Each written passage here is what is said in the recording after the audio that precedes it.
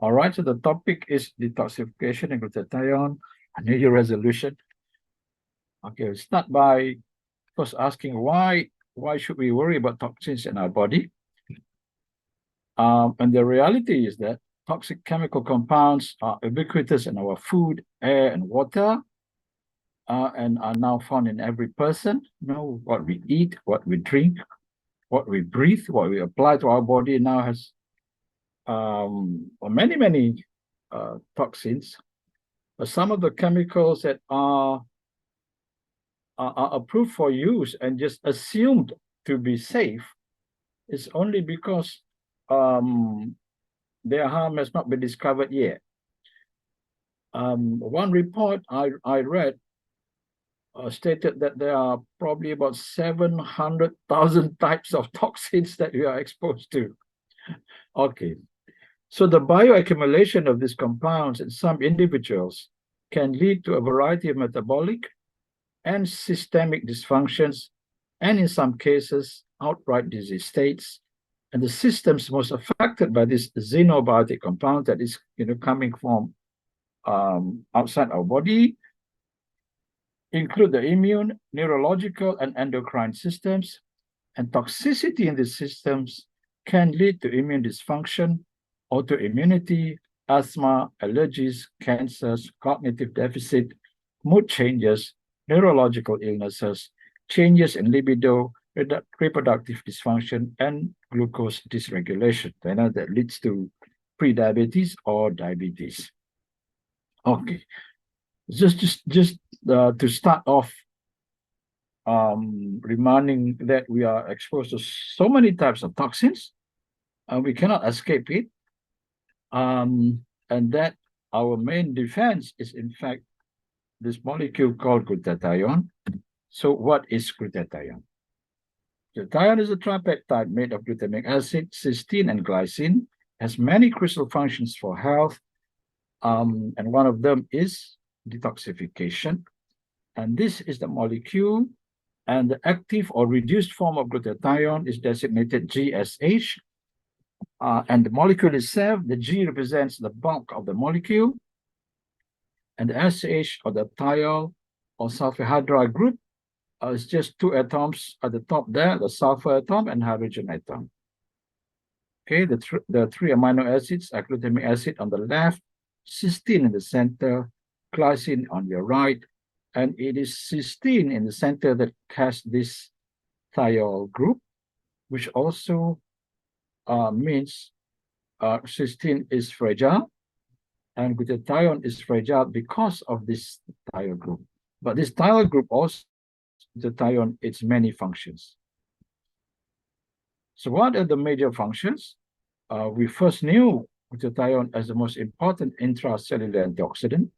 Then when the subject of inflammation more or less took over oxidative stress as the underlying cause for many diseases, with oxidative stress being only one of the major causes of inflammation, it's also discovered that glutathione is a major and powerful anti-inflammatory agent.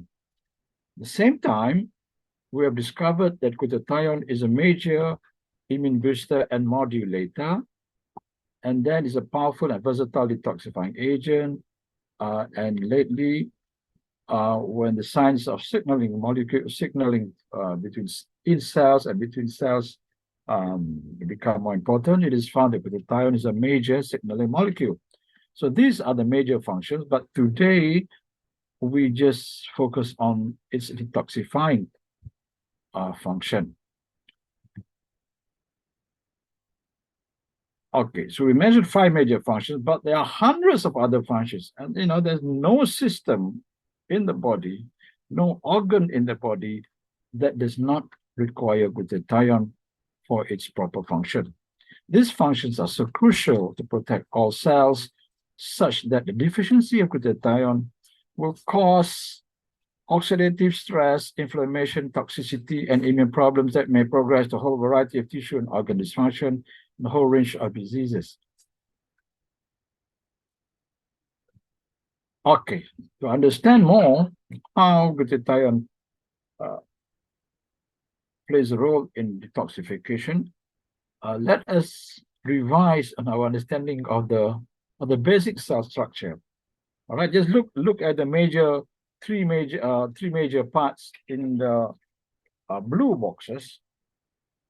Okay, so you have the cell wall, the plasma membrane, and then inside there you have the cytoplasm, and then somewhere in the center you have the nucleus. Okay, so the plasma membrane we know is a wall that contains contains everything that makes up the cell.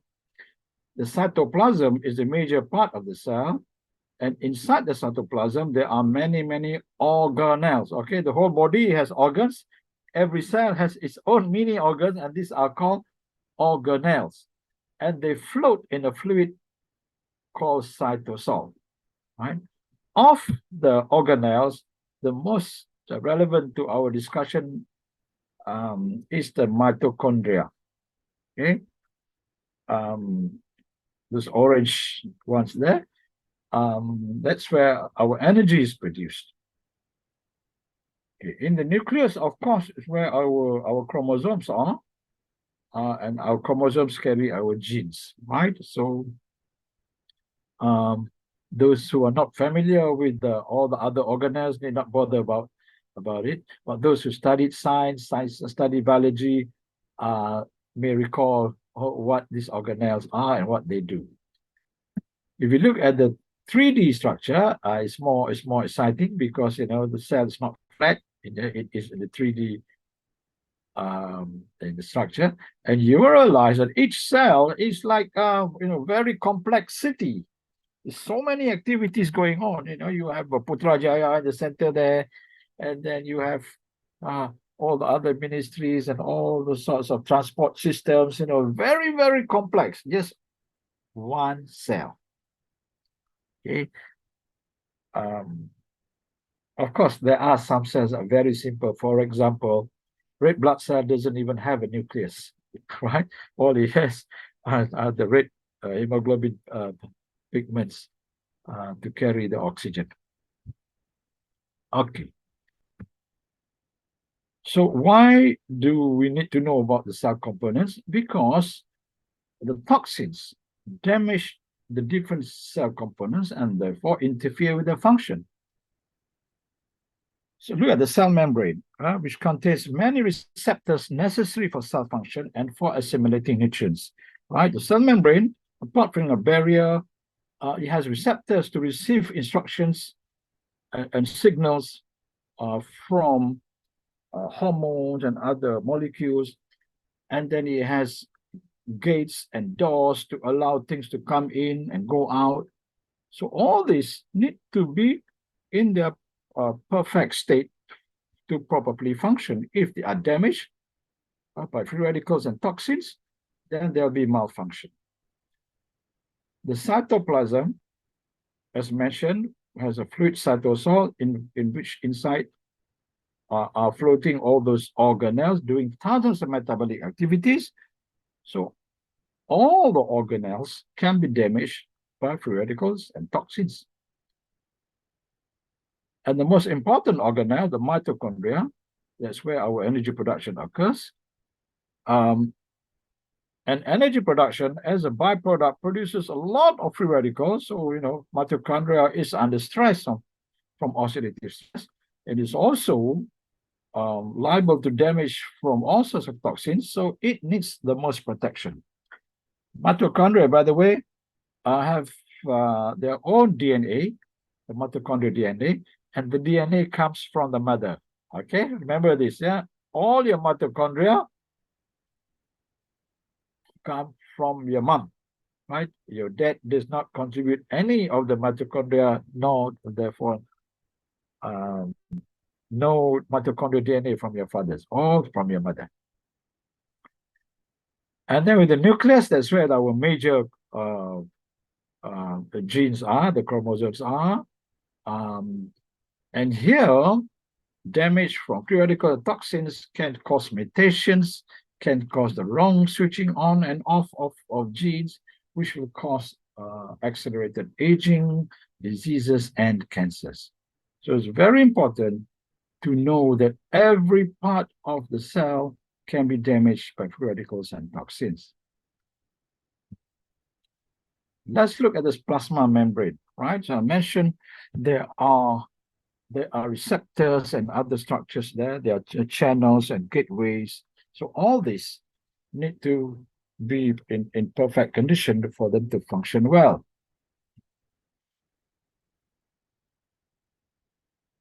Okay, just let's look at the insulin receptor. You must know that the cells, while they need glucose to make energy to function, our cells cannot take in glucose without first getting the go-ahead signal from insulin. So you can see on the left, on the right is the insulin receptor, right? When the insulin molecule locks in, then the receptor then will release signals, okay, which will affect not only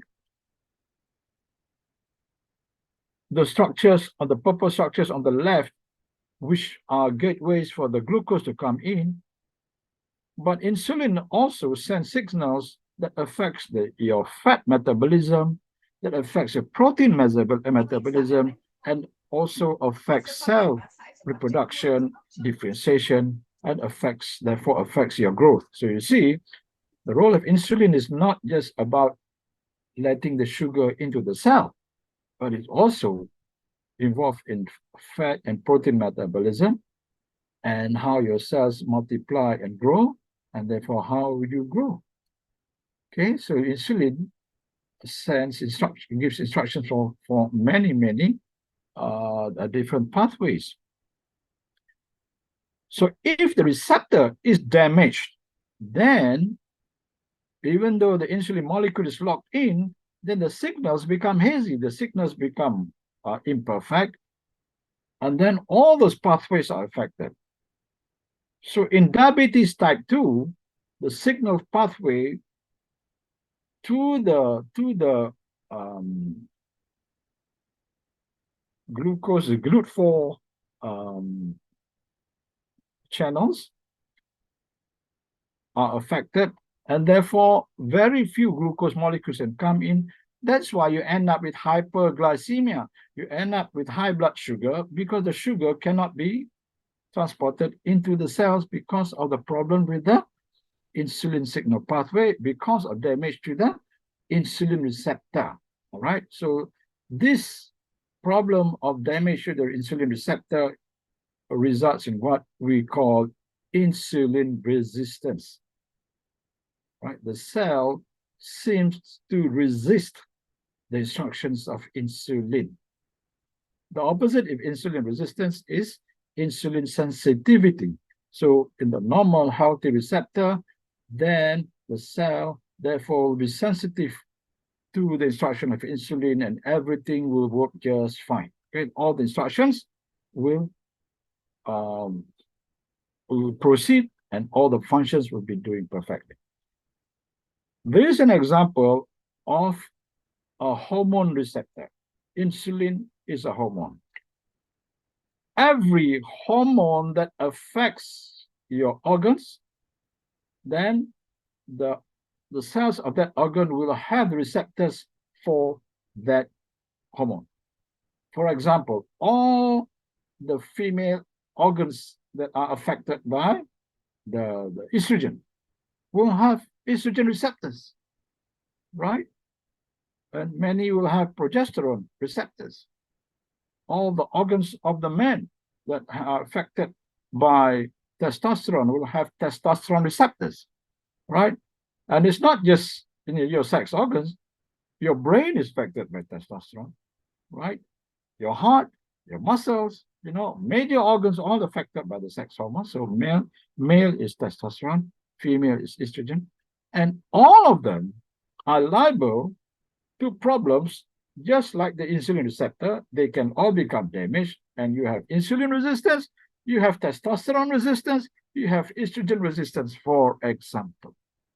Okay, it's very important. So what can cause the damage? Free radicals, toxins are top on the list. Okay, tonight I want to spend a little bit of time talking about this ACE2 receptor.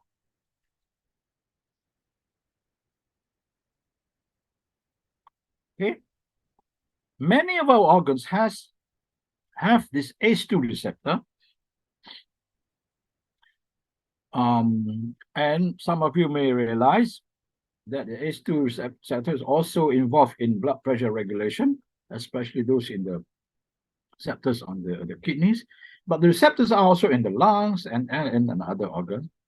So the relevance is this ACE2 receptor on our cells is used by the COVID virus, right? The SARS-CoV-2. Okay, SARS is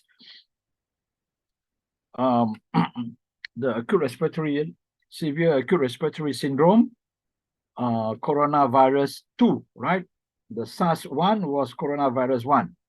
Now we have COVID-19 is SARS coronavirus 2. So the virus, using its spike protein, then binds, just like I showed in the earlier picture, how the hormone binds to its receptor. The virus somehow binds to the ACE2 receptors on our cells, and then this will start to trigger a mechanism where the virus will be allowed to get in. Okay, so this is what has to happen for any one of us to be infected. If any of our cells to be infected, the spike protein, you can see the pink part on the surface of the virus, that will lock to the ACE2 receptor, the green receptor on the cell. When that is locked, and you can see that the virus starts entering the cell.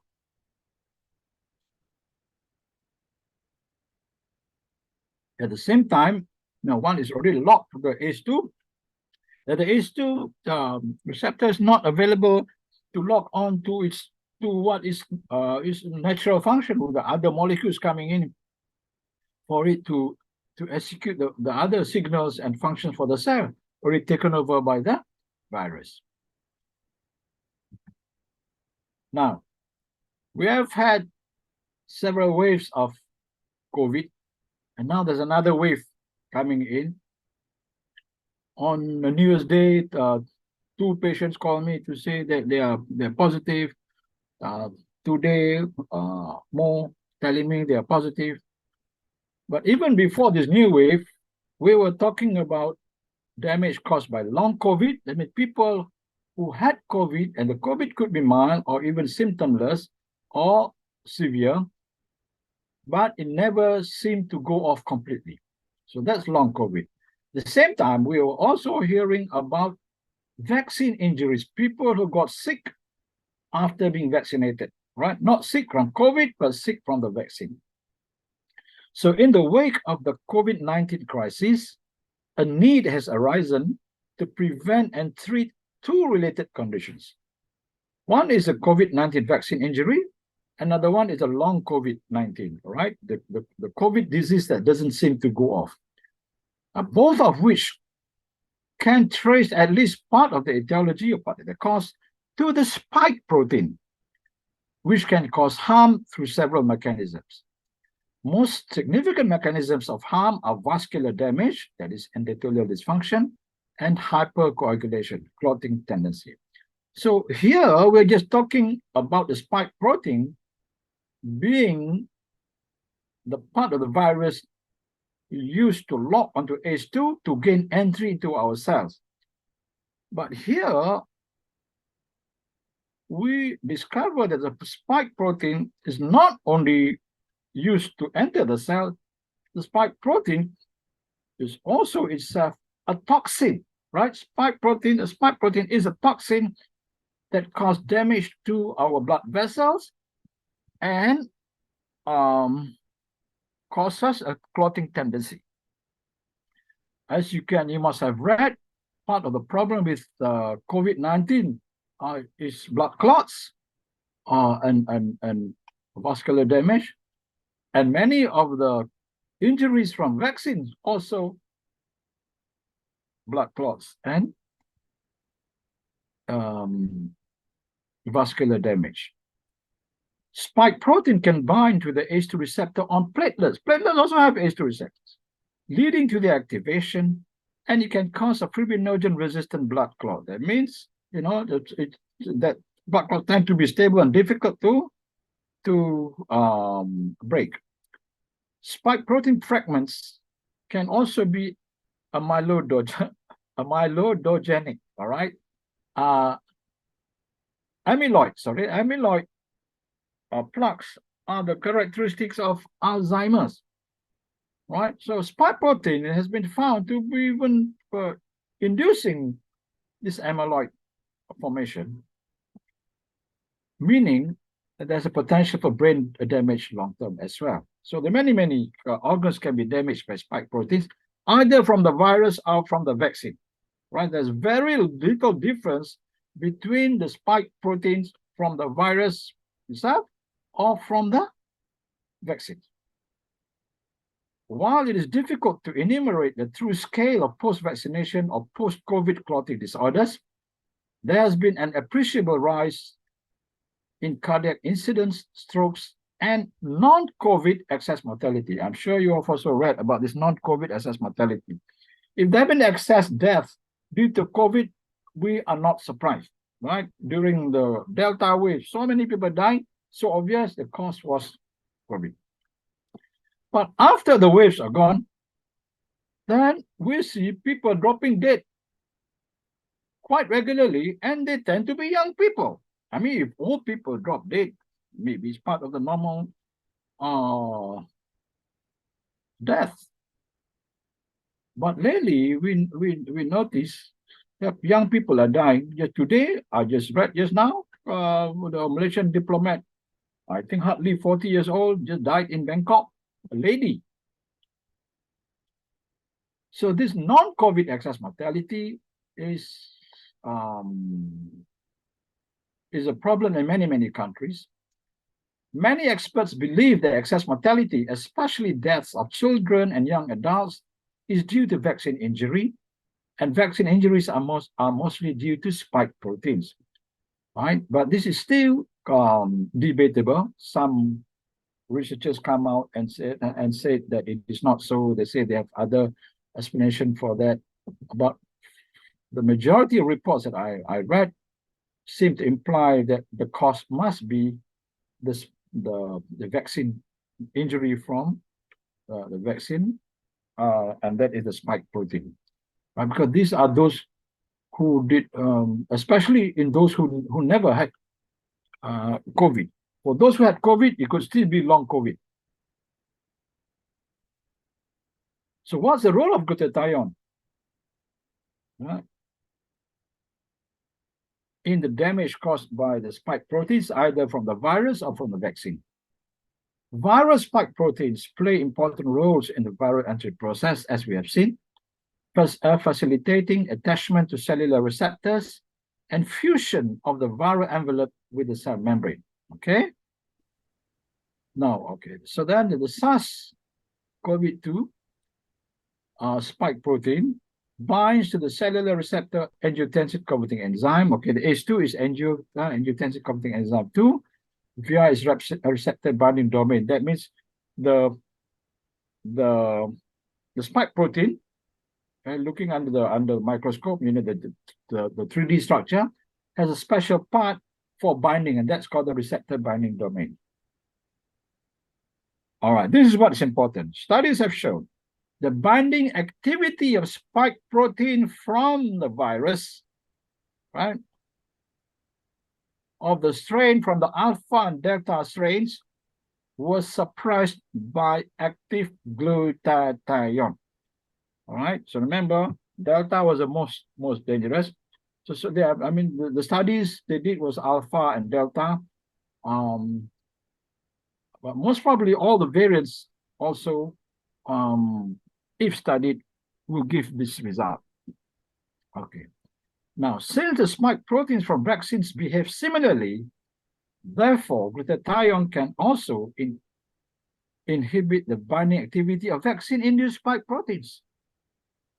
Okay, so this is why I'm spending so much time tonight explaining to you about spike proteins, because studies have shown that glutathione can reduce the binding activity of spike proteins, both from the virus or from the vaccines, which means you can expect a less severe infection if you have high levels of glutathione, and you can expect less side effects from the vaccine-induced spike protein if you have high levels of glutathione.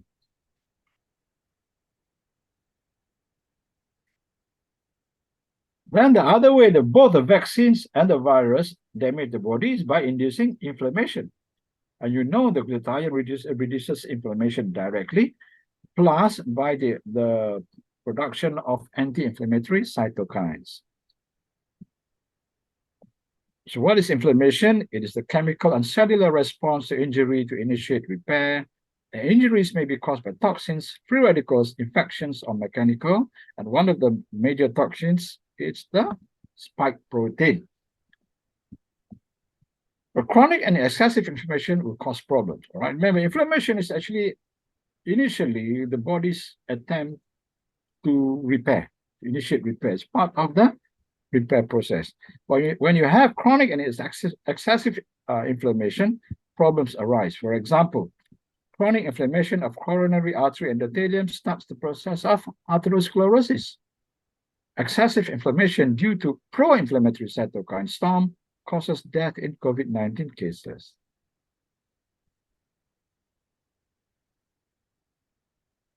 And the current science is that inflammation is the starting point for aging, diseases, and cancers, and all those chronic diseases listed, plus many, many more, have inflammation as a starting point.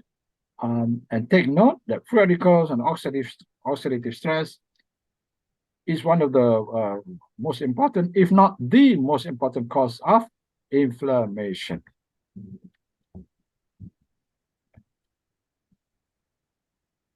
Toxins interfere with many cellular functions, cause damage, and even cell death. Toxins can damage just like free radicals do, and worse. If the damage is extensive, the entire organ can be damaged and fail. The most vulnerable organs are the liver and kidneys because most of the detoxification are done in these organs. The liver processes many nutrients and chemicals that enter the body. The kidneys have to excrete the toxins and all the drugs we take, and many of these are toxic in the long term. You have painkillers, gout drugs, and arthritic drugs that tend to damage the kidneys. And I have seen patients who end up having to go for dialysis. You can almost pinpoint the cause because they've been taking painkillers and drugs for gout and arthritis for decades. So glutathione is the main rescuer of our organs from these toxins, right?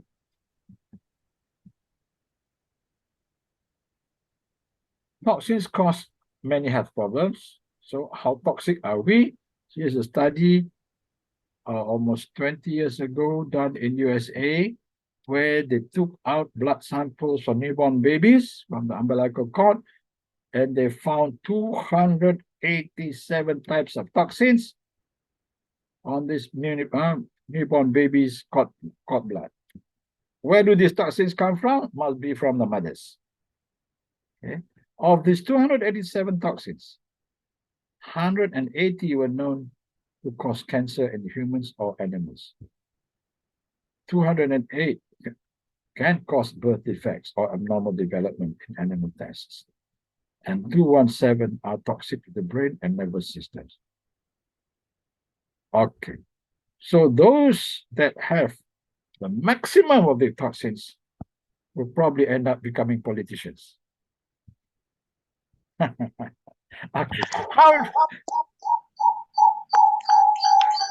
How does glutathione detoxify? It does this in two ways. Right? First, it combines with the toxins and neutralizes the toxins. Second, it combines with the toxins and renders them water soluble. Because many of the toxins tend to remain in the body because they are not water soluble. Right? If they're water soluble, then easily can be got rid of through the kidneys and urine. Okay, so glutathione together with its enzyme system will work on the toxins and we neutralize them, and the ones that have been neutralized and the ones that cannot be neutralized can then be made water soluble and can still be removed from the body and save the body from the continued damage. Okay, so that's why glutathione is very important, because it has these two steps will ensure that you have double action on these toxins. If the toxins couldn't still be neutralized, can still be removed from the system.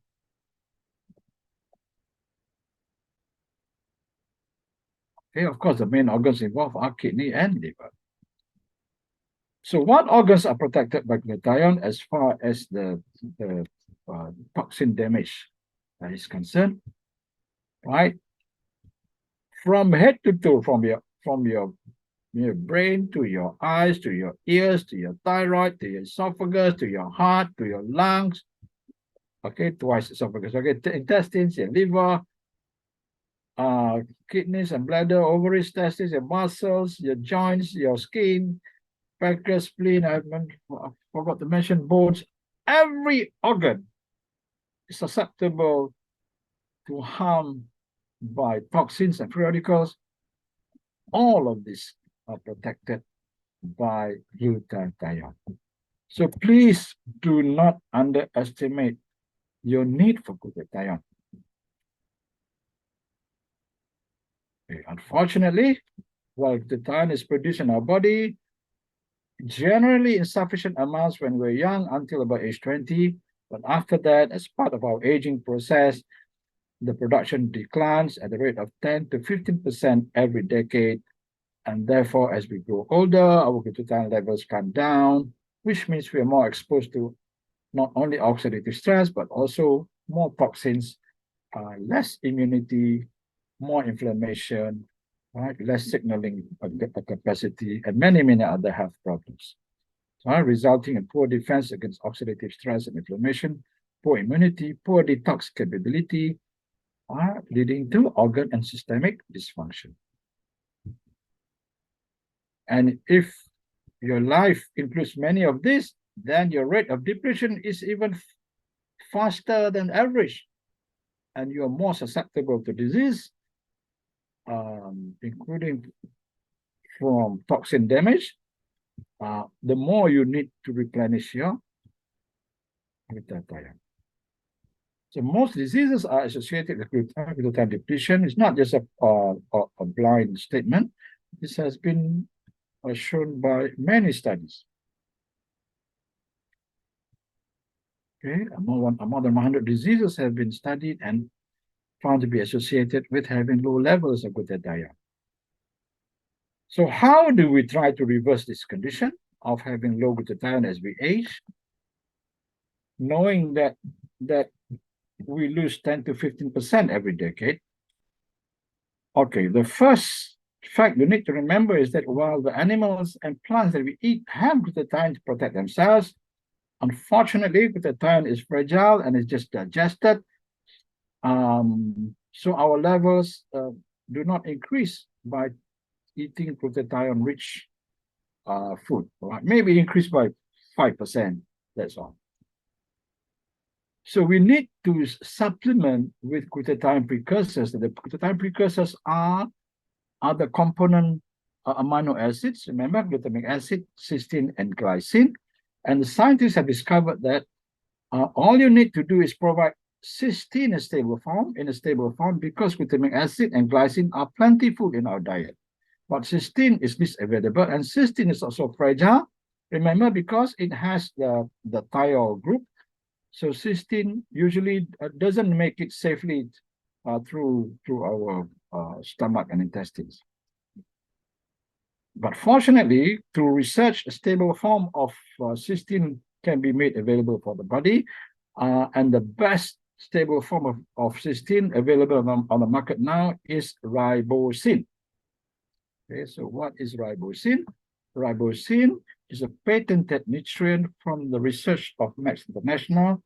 It is D-ribose L-cysteine, shortened to ribocystine, and trademarked as ribosine.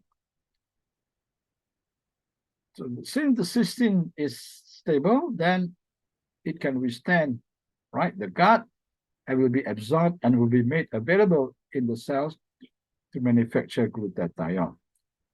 The ribose, which is used to stabilize the cysteine, is also useful because it is then used to make, among other things, the molecule ATP, which is our energy carrying molecule, which is needed in the synthesis of glutathione. So this is a remarkable molecule because it provides cysteine to make glutathione and ribose to provide the energy to power this synthesis process. At the same time, ATP is also used by our heart and muscles and the whole body for energy. So this explains why ribosine is 300% better than the next best available stable form of cysteine, which is NAC. Okay, to explain again why ribosine is the most efficient glutathione precursor, right? There are other stable form of cysteine, but ribosine, because it uses ribose to stabilize the cysteine, right, provides not only the cysteine, but also the ATP, which is required in at least in 2 steps in this synthesis of glutathione. Okay, you can see under the blue bar there, above the blue bars there, ATP is required in both important steps in the synthesis of glutathione.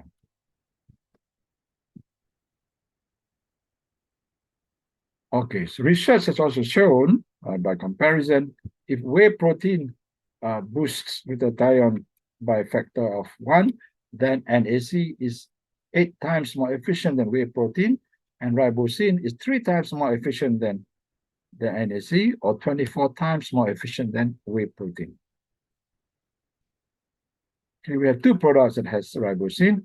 We have Max1, which is 100% ribosine, and we have Celgevity, which in the recommended doses will give the same amount of ribosine as Max1, but also has 12 other ingredients which have many other health benefits, including anti-aging benefits, and Celgevity is an anti-aging powerhouse. Okay, in summary, glutathione is a tripeptide with many important functions essential for life, good health, and longevity. Through its antioxidant, anti-inflammatory, and detox actions, it protects the cells from damage in all parts of the cell membrane, cytoplasm, mitochondria, and the chromosomes. Its detoxifying power is twofold, by neutralizing toxins and making the toxins water-soluble for easy excretion. Many toxins are free radicals, and glutathione is the most potent antioxidant protecting the cells from oxidative damage. And damage from toxins cause inflammatory response, which, if chronic or excessive, may cause further damage. Glutathione is a potent anti-inflammatory agent that can mitigate this. Glutathione inhibits the binding activity of spike proteins from COVID-19 virus or from the vaccines, thus reducing the potential harm from the infection or from the vaccines. Glutathione is produced by our body, but the production declines rapidly after age 20, and this predisposes the body to oxidative stress, excess inflammation, toxicity, infections, autoimmunity, accelerated aging, diseases, and cancers. we can boost and restore our glutathione to healthy levels. The best way is to take glutathione precursors. The most efficient precursor available is ribocysteine or ribosine, which is the main ingredient in MAX1 and cell GPT. Thank you very much.